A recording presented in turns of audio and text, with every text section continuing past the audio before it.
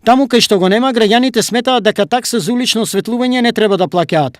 Реакциите доаѓаат во периодот кога во нивните улици или населби улично осветлување нема подолг период, а сметките се еднакви. Кој уред?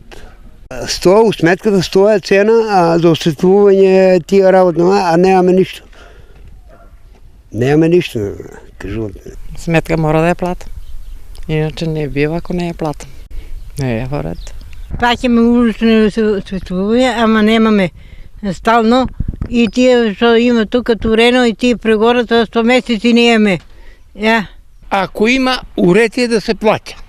Ако нема, порно да тргне да не плаќам. Ако во овој случај станува збор за неисправна инсталација, прегорени светилки или нешто друго, за граѓаните плаќањето е нелогично во места каде што уличното осветлување воопшто не е инсталирано.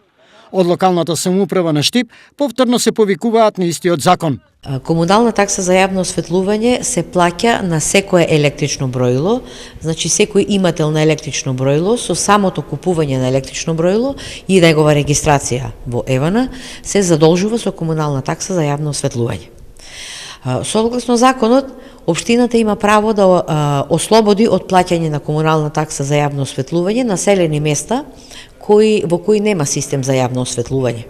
Доколку имотот на некој од жителите се наоѓа надвор од опфатот на генералниот урбанистички план или во некој од селата во кои нема жители, општината Штип ги има определено со таа одлука и истите се ослободени од комуналната такса за јавно осветлување. Колку ова толкување на законот ќе ги задоволи засегнатите граѓани е неизвестно, но тие треба да знаат и друго, односно дека општините имаат право да донесуваат одлуки кои населби или места на живење ќе бидат ослободени од оваа комунална такса. Општината Штип вакви одлуки досега донела повеќе пати, но во моментов тие се однесуваат на селата Кала Петровци, Почиволо, Кошево и некои други каде практично повеќе не живее никој.